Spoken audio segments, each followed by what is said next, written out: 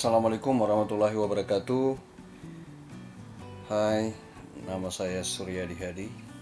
Pada kesempatan ini saya akan menjelaskan materi berikutnya pada mata kuliah manajemen operasional. Submateri kita pada kesempatan ini adalah mengenai desain produk atau jasa. Adik-adik sekalian, dalam desain produk ada beberapa hal yang perlu diperhatikan, bahwa desain produk ini itu bisa mempengaruhi keputusan konsumen. Ya, dengan kata lain, jika suatu perusahaan salah mendesain produknya atau jasanya, maka kemungkinan besar keinginan konsumen untuk membeli produk tersebut atau menggunakan jasa tersebut akan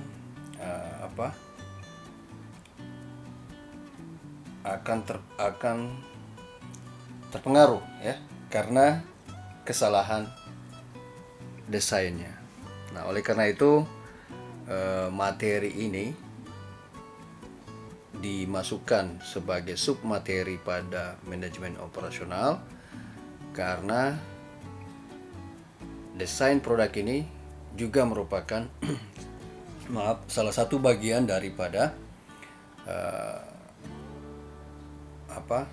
salah satu bagian dari kegiatan atau aktivitas di departemen operasional di suatu perusahaan. Ya, tidak terlepas dari situ, karena mereka lah atau bagian operasional ini yang akan mentransformasi input menjadi output. Nah, umumnya adik-adik sekalian, informasi mengenai keinginan konsumen atau interest daripada konsumen itu biasanya dikumpulkan atau dilakukan oleh bagian lain dalam satu perusahaan, yaitu bagian manajemen pemasaran. Nah, informasi dari manajemen pemasaran tersebutlah yang nantinya akan disampaikan dalam satu meja pertemuan untuk membahas apakah perlu dilakukan redesign produk atau jasa ataukah tidak, ya, tidak perlu dilakukan.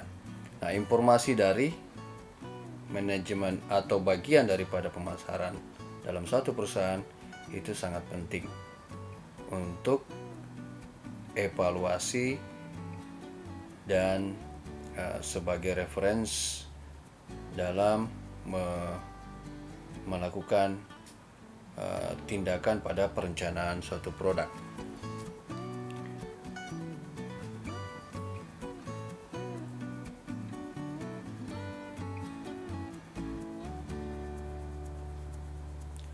Nah, sebelum kita masuk lebih jauh mengenai desain produk ini, saya perlu memberikan penjelasan mengenai apa itu produk. Jadi, produk itu adalah output yang mempunyai fitur, ya, dan benefit. Jadi dua hal penting yang ada di sini adalah ada fitur dan ada benefit, manfaat pada suatu produk. Nah, dua komponen utama ini melekat sekali pada suatu produk. Ya, fitur ini bisa berupa nama atau gambar-gambar khusus yang melekat pada produk. Kemudian benefit adalah manfaat yang akan diperoleh oleh pelanggan atau konsumen ketika mereka menggunakan produk yang diproduksi oleh suatu perusahaan. Nah, fitur produk itu adalah kualitas yang melekat pada produk tersebut, sedangkan benefit produk adalah sesuatu yang diperoleh melalui produk. ya. Nah, di dalam fitur produk ini, kalau kita lihat definisi yang ada di slide ini adalah kualitas yang melekat pada produk. Nah, umumnya suatu produk yang sudah melewati life cycle yang cukup panjang itu bisa mendapatkan nilai tambah yang ini, yaitu kualitasnya itu sudah melekat pada produknya. Saya ambil contoh misalnya air mineral Aqua ya. Air mineral Aqua ini kualitasnya itu cukup atau sangat melekat di dalam di dalam pengambilan keputusan konsumen di Indonesia umumnya ya. Saya ambil contoh misalnya ketika kita ingin membeli air mineral yang lain seperti Le Mineral, karena mungkin budget kita untuk membeli Aqua agak sedikit kurang, sehingga kita berkeputusan misalnya untuk membeli air mineral yang lain atau merek lain ya, atau ambil contoh misalnya Le Mineral. Nah, ketika kita datang ke kios, terkadang kita refleks menyatakan saya mau beli Aqua. Ketika pemilik kiosnya menunjukkan Aqua, kadang kita bukan ya, kita memilih Le Mineral. Jadi hal-hal yang terjadi yang saya gambarkan ini adalah yaitu karena Aqua Company itu sudah meletakkan aspek kualitas sebelumnya yang sangat melekat dalam produk-produk mereka, sehingga mempengaruhi persepsi kita ketika mengambil keputusan untuk membeli barang yang sama ya. Jadi itu adalah contoh yang saya berikan dalam hal fitur produk. Kemudian benefit produk, yaitu sesuatu yang diperoleh melalui produk.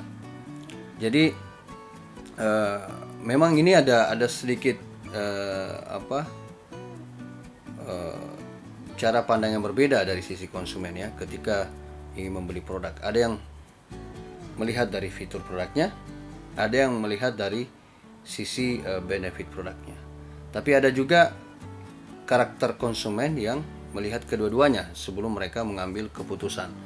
Nah, hal-hal yang seperti ini yang saya sampaikan ini sangat penting untuk dijadikan referensi pada proses mendesain suatu produk. Ya, ambil contoh misalnya di sini Le Mineral ya. Saya masih ke air mineral tadi. Saya contohkan. Nah, Le Mineral dalam melakukan kompetisi dengan pesaingnya yang kita tahu bersama itu sudah lama menciptakan produk air mineral yaitu Aqua. Mereka muncul dan menawarkan benefit tambahan kepada konsumen ketika ingin mengkonsumsi produk mereka, yaitu pertama harganya lebih rendah, kemudian yang kedua mereka memberikan penjelasan pada iklannya bahwa akan lebih atau mereka menjamin bahwa ketika Anda ketika Anda mengkonsumsi air mineral mereka akan mendapatkan kesegaran yang berbeda daripada produk yang sudah eksis sebelumnya yaitu Aqua. Nah, jadi itu bentuk-bentuk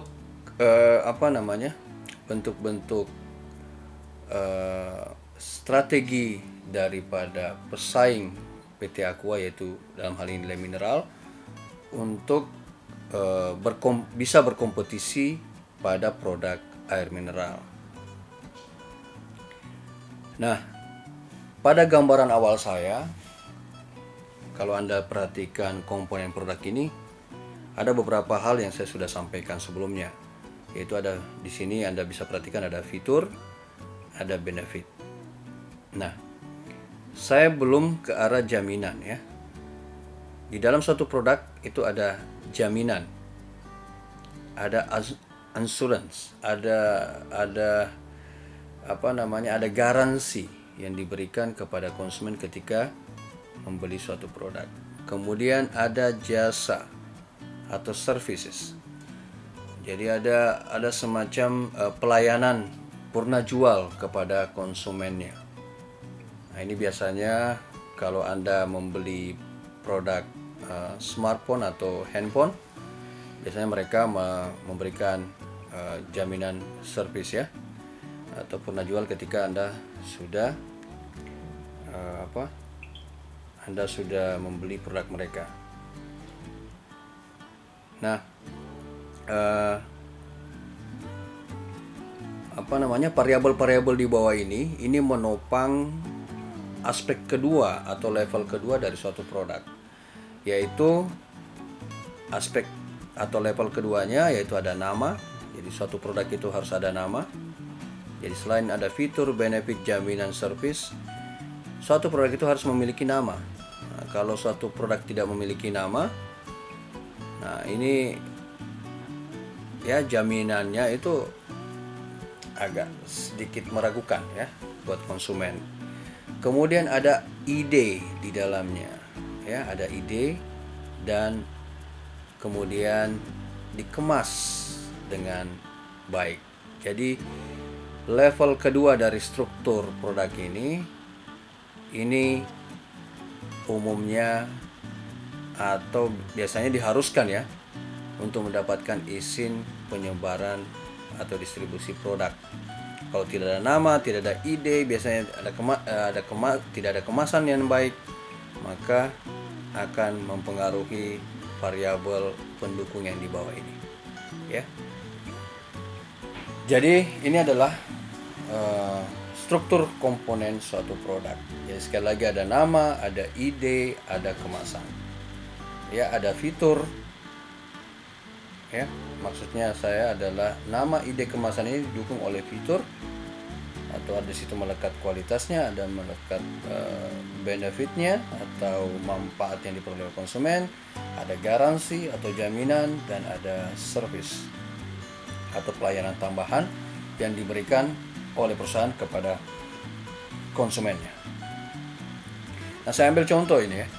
Anda perhatikan ada contoh Rexona, Sunlight, dan teh botol Sosro. Nah, kalau tadi Anda perhatikan di sini dalam komponen produk nama, ide, dan kemasan. Nah, kalau ketiga produk ini namanya ada ya, yaitu Rexona, Sunlight, dan teh botol, itu jelas di produk atau di kemasan mereka. Nah, mereka juga kemas dalam bentuk yang berbeda. Kalau ini untuk penghilang bau badan ya, atau Rexona ini memiliki kemasan yang unik ya, yang gampang dipegang oleh konsumen, gampang dibawa ya kemana-mana oleh konsumen ya. Kemudian juga di sini ada Sunlight ya, kalau kita perhatikan kemasannya sangat sederhana. Kemudian di sini produk yang lain yaitu teh botol ya, dikemas di dalam botol karena produknya atau namanya itu teh botol. Jadi untuk memberikan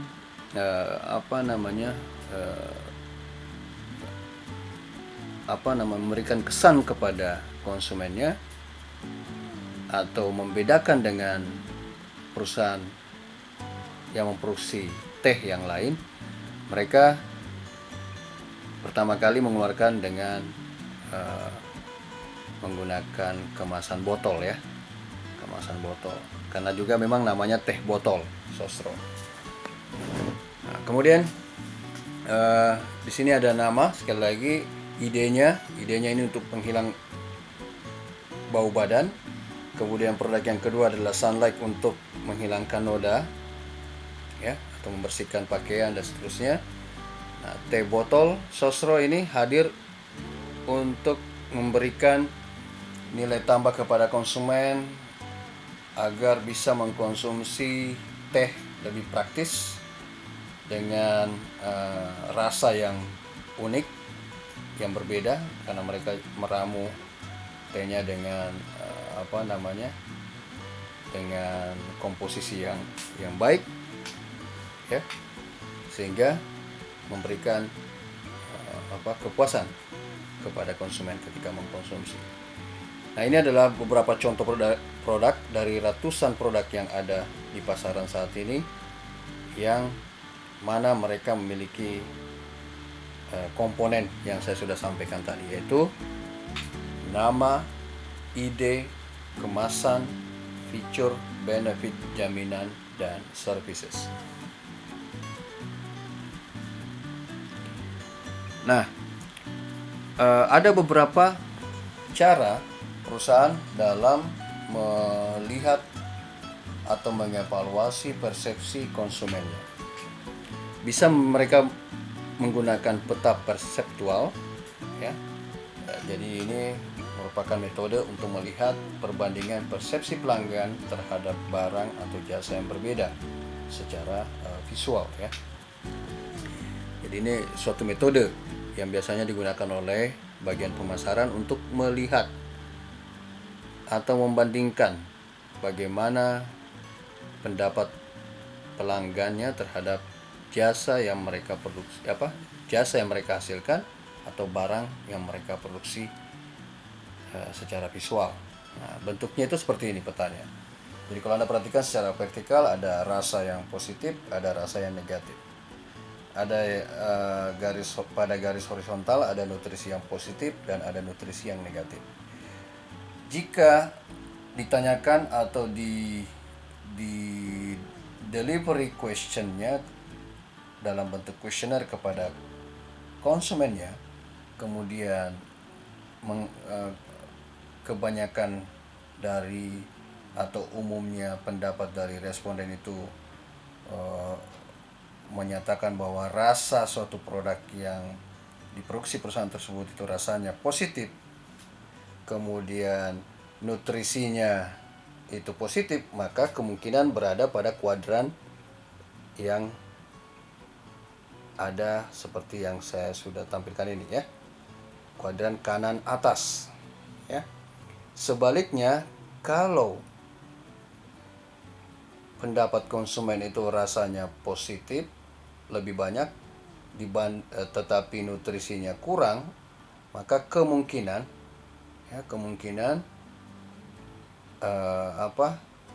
akan berada pada kuadran sebelah kiri atas, ya, daripada peta ini. Begitu pula sebaliknya, kalau suatu produk atau produk itu sudah dirasakan oleh konsumen nutrisinya kurang dengan rasanya kurang, maka akan berada pada kuadran kiri bawah. Kemudian selanjutnya, kalau nutrisinya masih oke, kemudian rasanya kurang, maka akan berada pada kuadran kanan bawah. Di sini posisinya, ya. Jadi ini adalah cara atau metode yang dilakukan oleh tenaga pemasaran untuk melihat dan membandingkan bagaimana persepsi konsumen terhadap produk yang dihasilkan oleh perusahaan mereka. Umumnya produk yang dijual itu bisa dapat atau sebaiknya menawarkan item yang memberikan benefit yang lebih kepada konsumennya. Nah, produk ini bisa berwujud barang dan bisa berwujud jasa, ya. Ini hal yang harus diperhatikan oleh adik-adik sekalian dalam memahami desain produk ini pada mata kuliah manajemen operasional. Ujungnya dari suatu produk itu adalah tujuan utamanya adalah bagaimana memberikan kepuasan kepada konsumen, ya. Bagaimana memberikan kepuasan yang lebih kepada konsumennya. Jadi saya ambil contoh misalnya di sini.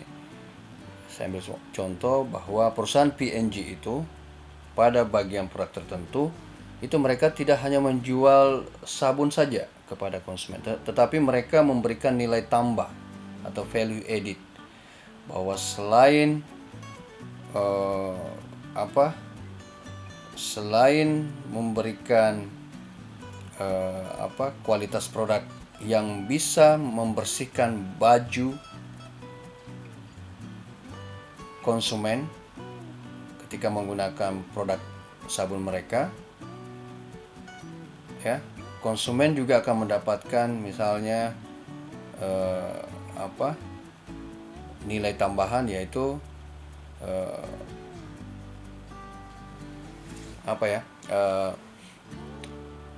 hasil cuciannya itu akan menjadi, atau pakaian-pakaiannya akan menjadi harum ketika menggunakan deterjen mereka. Nah, itu nilai tambah yang diberikan oleh perusahaan P&G yang saya ambil contoh di sini ketika mereka menciptakan produk deterjen misalnya. Nah, dari nilai tambah tersebut diharapkan kepuasan konsumennya akan meningkat, dan ujungnya nanti adalah diharapkan konsumen bisa melakukan repurchasing atau pembelian kembali terhadap produk mereka, ataupun juga secara tidak langsung akan memberitahu konsumen-konsumen lain atau konsumen-konsumen yang baru untuk beralih kepada produk yang diproduksi oleh perusahaan P&G, ya. Jadi itu gambaran kembali mengenai produk yang dijual oleh perusahaan. Nah, bagaimana perusahaan meningkatkan dan mengembangkan idenya, ya? Bagaimana mereka mengembangkan ide atau meningkatkan ide di dalam dalam berkompetisi. Ide suatu produk maksud saya. Bisa dilakukan dengan penelitian murni dan terapan.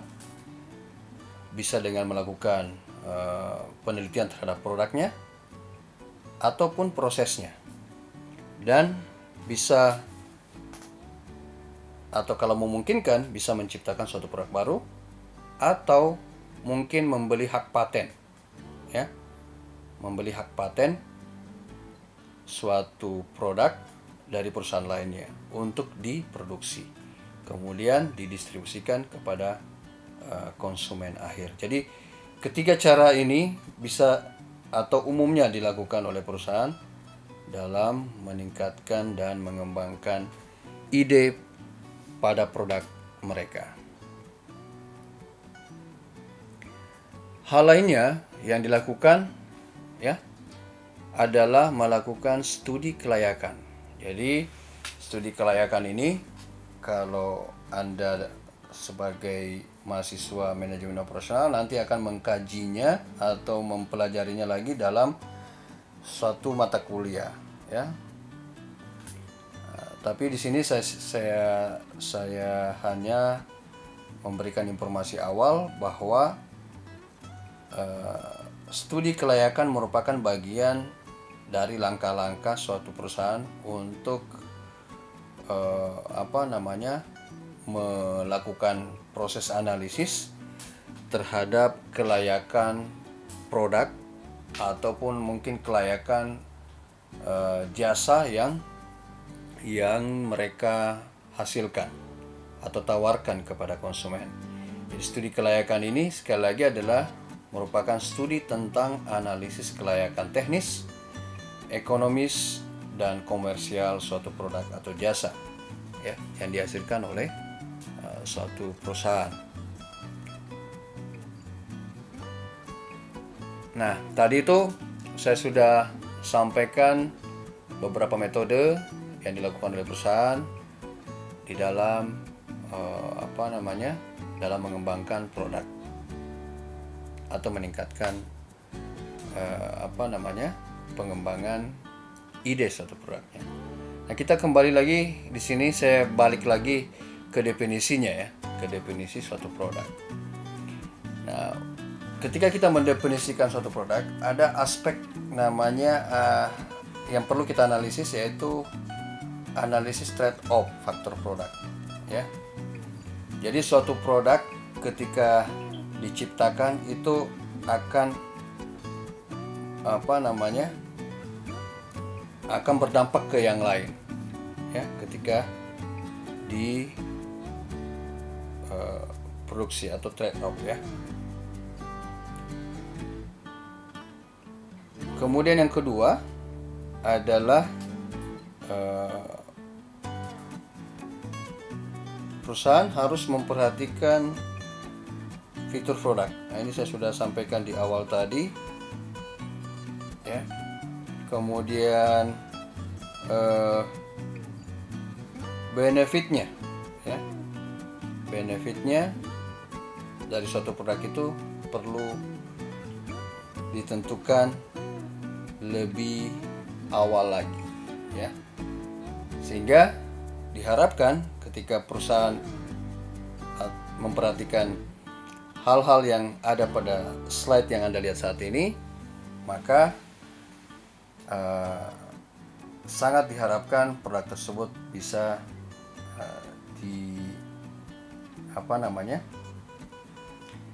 diminati oleh konsumennya, ya.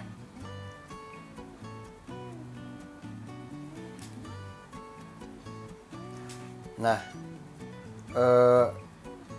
berikutnya, ketika perusahaan ingin mendesain suatu produk, perlu memperhatikan beberapa hal. Yang pertama, di periode awal, ya, atau pra desain, perlu memperhatikan di situ adalah desain bentuk. Itu bentuk suatu produk itu bagaimana desainnya, kemudian fungsinya, reliabilitasnya, dan kemudian maintenance-nya. Nah, keempat hal ini perlu diperhatikan aspek-aspek ini pada proses pra-desain atau desain awal. Kemudian pada proses berikutnya, yaitu desain final, perusahaan harus memperhatikan spesifikasi dan gambar rinci produk tersebut. Kemudian langkah selanjutnya yaitu mulai merencanakan proses, ya, proses proses produksi pada produk tersebut. Kemudian melakukan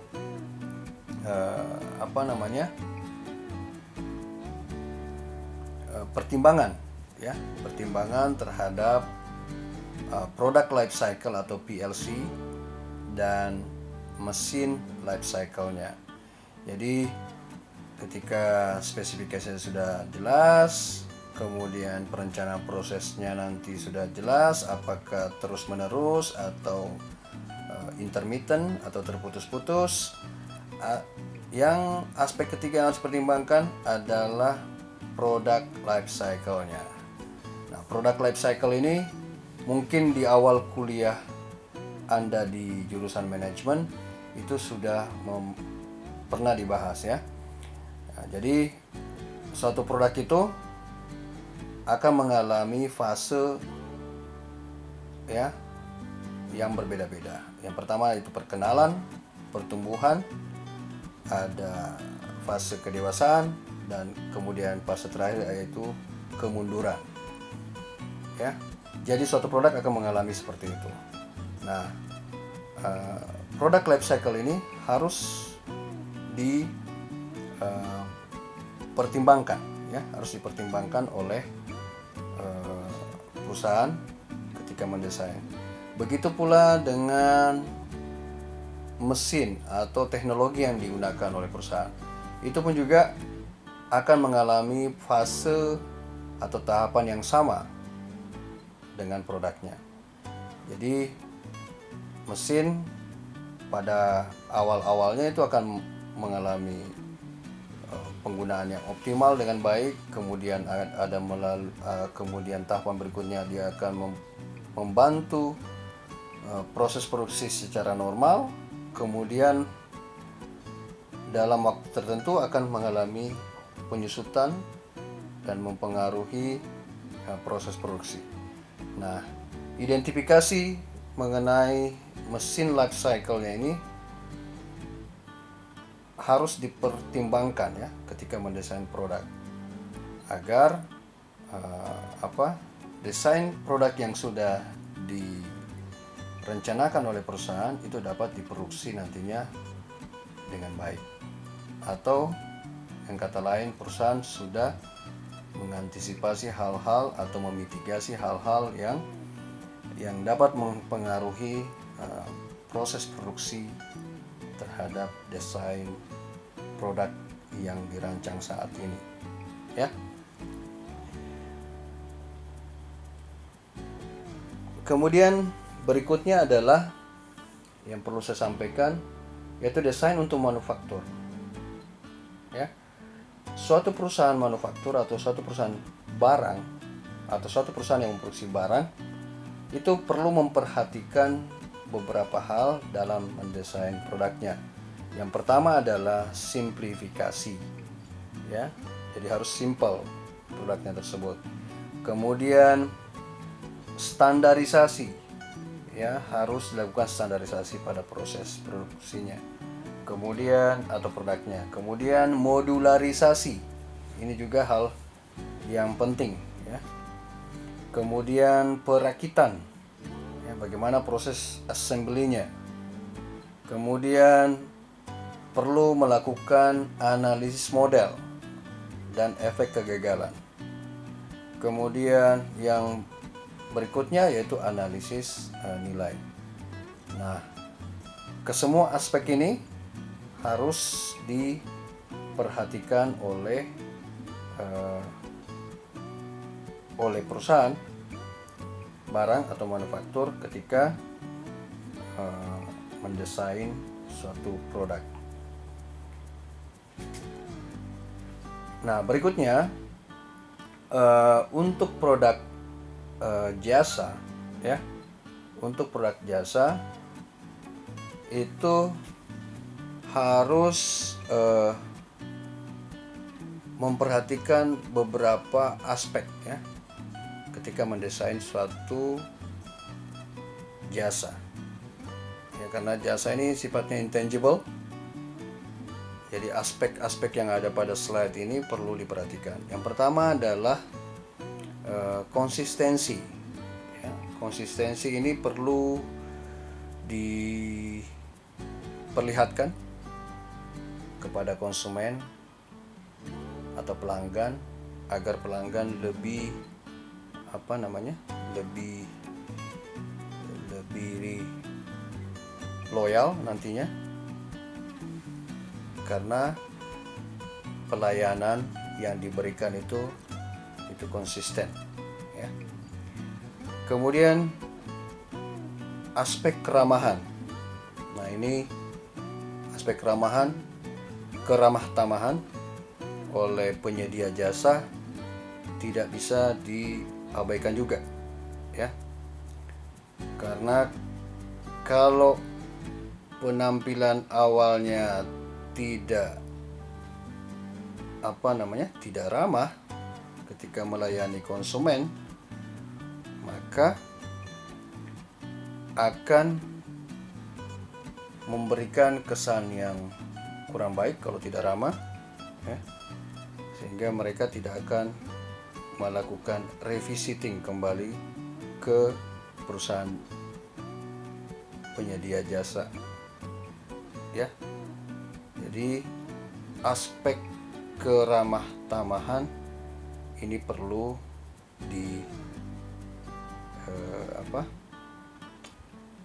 diperhatikan. Nah, kemudian yang berikutnya adalah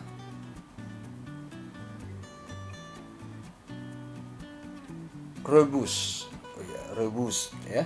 Ini dalam bahasa Inggris, saya tampilkan di sini. Nah, robust ini dalam mendesain produk jasa juga tidak bisa dikesampingkan, maaf ya. Tidak bisa dikesampingkan ya. Biasanya di konsumen ya, atau umumnya di konsumen konsumen perusahaan jasa itu mereka memiliki keinginan yang berbeda-beda ya. Nah, jadi perusahaan jasa harus memperhatikan keinginan konsumen tersebut. Misalnya ada perusahaan restoran yang memberikan tempat khusus kepada konsumennya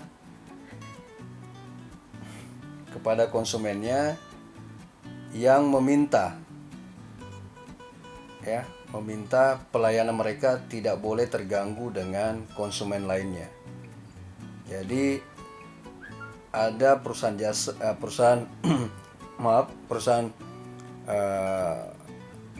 yang bergerak di bidang pelayanan jasa makanan ya, atau restoran, itu menyediakan tempat khusus kepada konsumen yang tidak ingin terganggu oleh konsumen lainnya. Karena biasanya kalau di restoran itu biasanya ribut dan seterusnya, sehingga mereka ingin lebih private.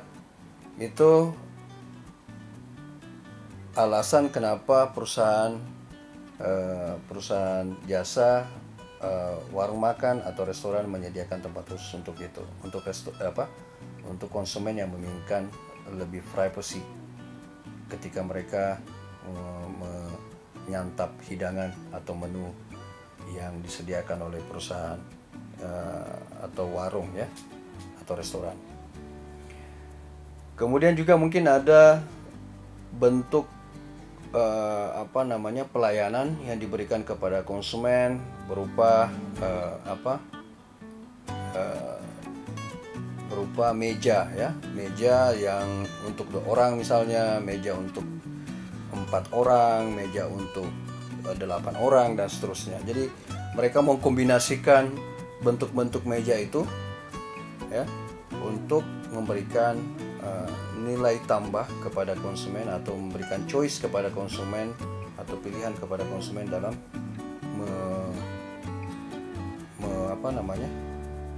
menyelesaikan atau menikmati keadaan yang terjadi di perusahaan jasa tersebut. Sehingga harapannya adalah konsumen bisa memberikan perspektif yang positif, yang nantinya diharapkan mereka akan melakukan kunjungan kembali karena adanya nilai tambah yang diberikan seperti yang saya sudah kemukakan tadi ya. Itu adalah dalam konteks Cerberus. Kemudian berikutnya adalah mudah dilaksanakan ya. Jadi desain jasa itu ya sebaiknya mempertimbangkan bahwa jasa yang diberikan itu mudah untuk dilakukan ya. Kemudian dapat dicerna atau diterima oleh pelanggan dengan baik. Kemudian biayanya efektif ya. Dan yang terakhir adalah jejaringnya efektif. Jejaringnya efektif ini dalam konteks adalah front desk atau pelayan di depan itu memiliki kerjasama yang apik atau baik dengan karyawan yang ada di belakang atau back office. Jadi front office-nya dan back office-nya itu harus bekerjasama dengan baik agar bisa memberikan pelayanan yang lebih kepada konsumennya. Nah, pada penjelasan saya sebelumnya dalam aspek fitur, di situ ada saya singgung masalah kualitas yang melekat ya. Nah, salah satu metode yang digunakan atau yang dapat digunakan oleh perusahaan untuk melihat persepsi konsumennya yang lain adalah dengan cara dalam aspek kualitas, yaitu dengan cara menggunakan metode Quality Function Deployment atau QFD. Ya. Jadi pada QFD ini perusahaan bisa mengidentifikasi hal-hal apa saja yang dapat memuaskan pelanggannya. Kemudian nanti setelah ditentukan hal-hal tersebut, maka nanti akan diterjemahkan ke dalam desain produknya. Nah, QFD ini itu diibaratkan sebuah rumah ya. Metodenya seperti yang Anda lihat. Diibaratkan seperti sebuah rumah. Di sisi kiri Anda lihat, di situ ada proses identifikasi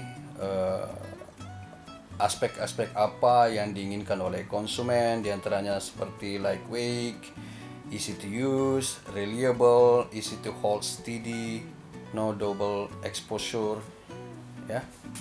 Kemudian di bagian atas ya, di bagian atas di level kedua yang ini ya.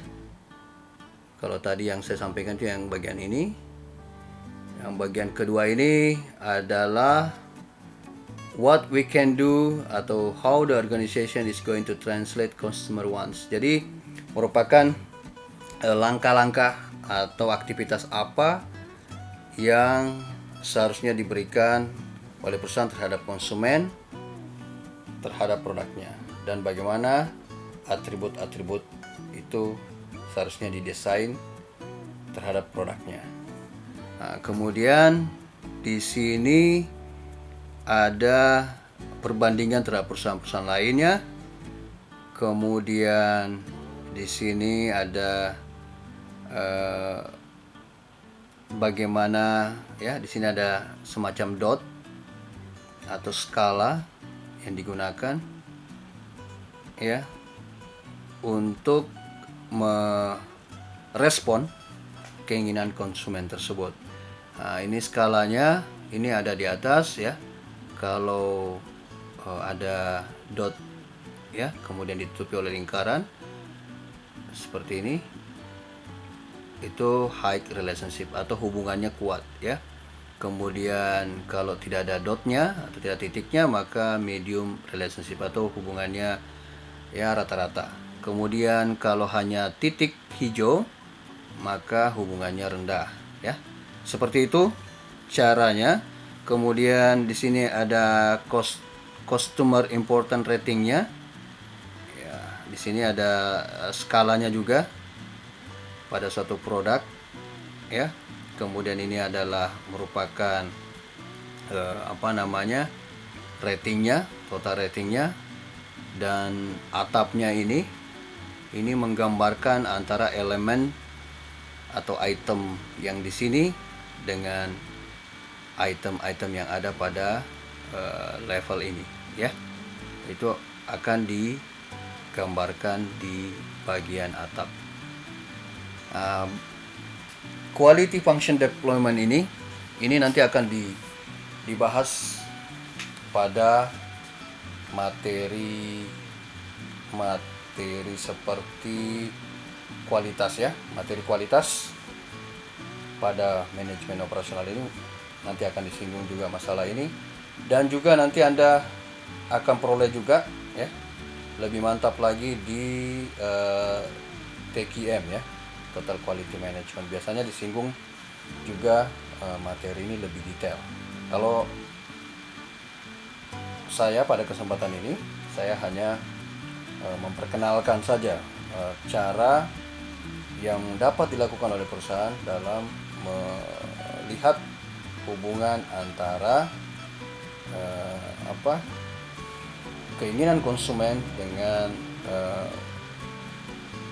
feature atau bentuk yang telah didesain oleh perusahaan.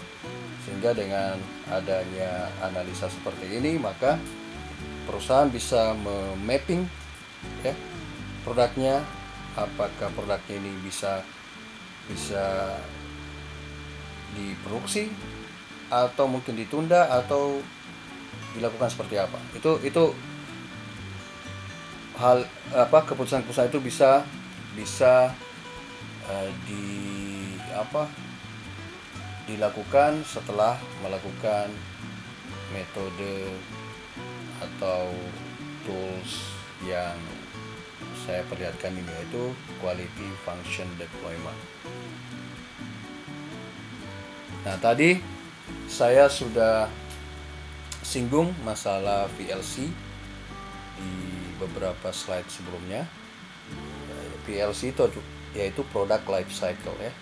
Jadi suatu produk, saya ulang sekali lagi, itu akan mengalami tahapan-tahapan atau melewati tahapan ya, seiring dengan perjalanan waktunya.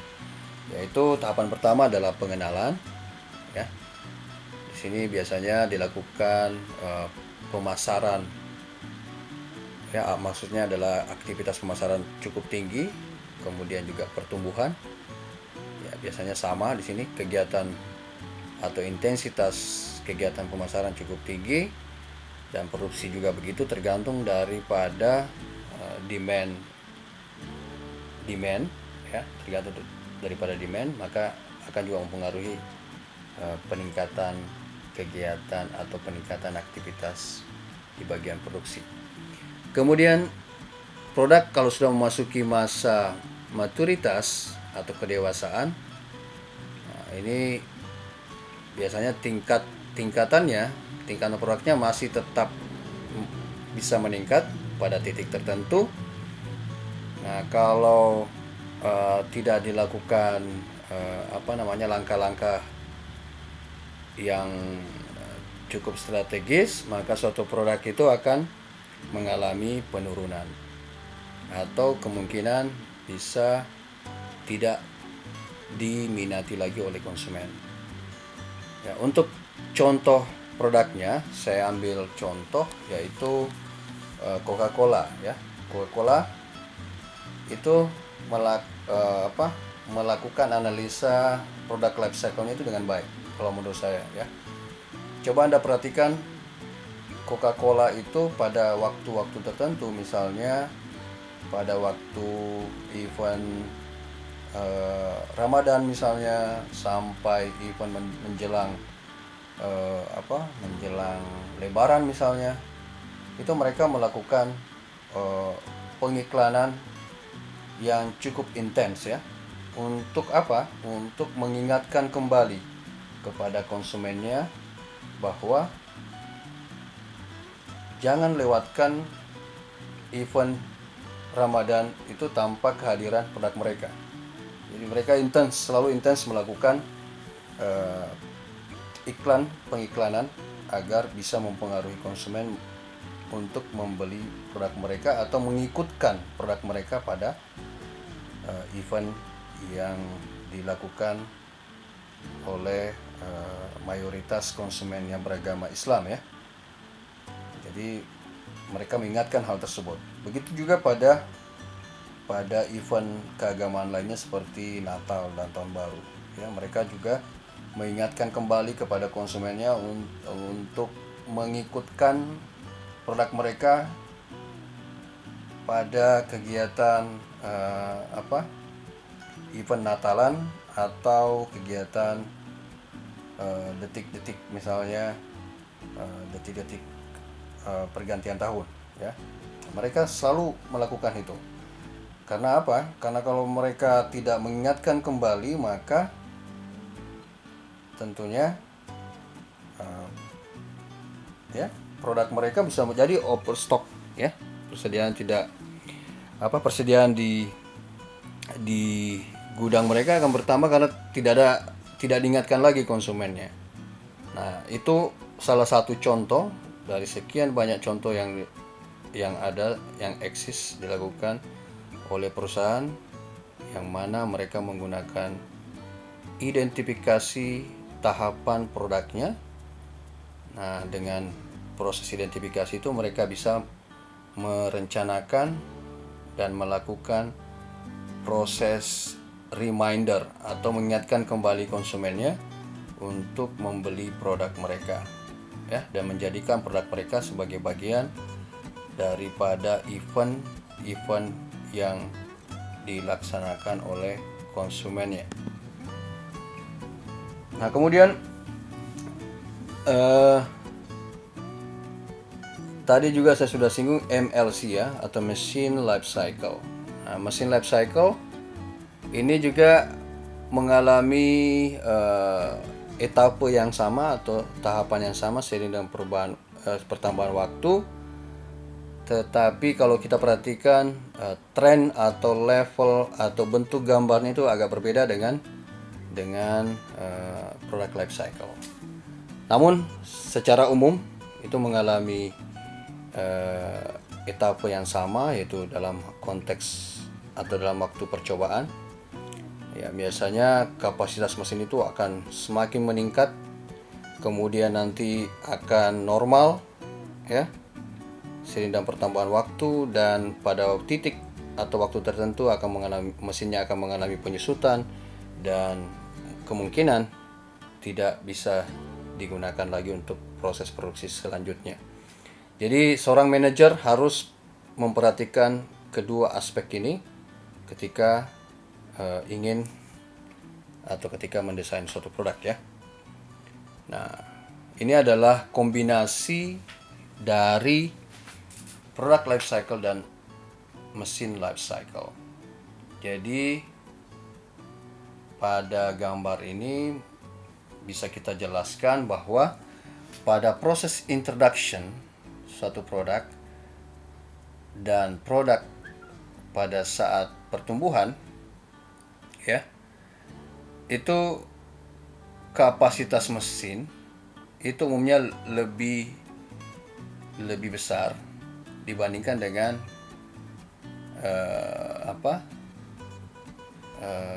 tren atau kurva product life cycle-nya ya, karena asumsinya di sini mesinnya masih baru dan seterusnya, sehingga kapasitas atau tren daripada kurva mesin life cycle-nya pada masa percobaan itu biasanya umumnya lebih tinggi daripada product life cycle, seperti yang Anda lihat pada slide ini. Yang uniknya pada masa kedewasaan suatu produk itu bisa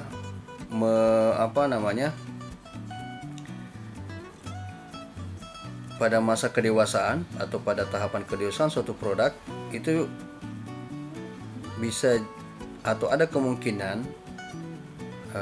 kemampuan mesin itu sudah mulai berkurang. Sebaliknya, demand pada masa kedewasaan atau pada tahap kedewasaan suatu produk itu bisa jadi lebih tinggi daripada kemampuan mesinnya. Kemudian pada masa penurunan itu keduanya mengalami decline ya, atau penurunan pada masa tahapan penurunan. Nah, ini gambaran mengenai kombinasi daripada product life cycle dan mesin life cycle. Jadi dua hal penting tadi itu, yaitu pada masa perkenalan suatu produk dan masa pertumbuhan, ada kecenderungan bahwa mesin life cycle atau tren atau kurva mesin life cycle itu lebih tinggi daripada kurva product life cycle. Kemudian masuk pada tahapan kedewasaan, product life cycle lebih tinggi daripada mesin life cycle dari sisi kurva pada slide ini ya. Nah, dalam jangka waktu yang panjang itu prosesnya akan seperti ini ya, akan seperti ini. Jadi untuk menjaga agar kombinasi PLC dan MLC ini seimbang dalam jangka waktu yang panjang maka dituntut kecakapan atau keahlian daripada manajer operasional untuk menggunakan analisa product life cycle dan mesin life cycle-nya dengan baik, agar mereka bisa mengambil keputusan-keputusan yang tepat seiring dengan pertambahan waktu dan mampu, atau manajemen operasional mampu menjaga kolaborasi dengan fungsi-fungsi yang lain, yaitu pemasaran, keuangan, dan sumber daya manusia, agar keberlanjutan usaha itu bisa dalam jangka waktu yang panjang, ya. Jadi, seorang manajer operasional harus memperhatikan sekali lagi kedua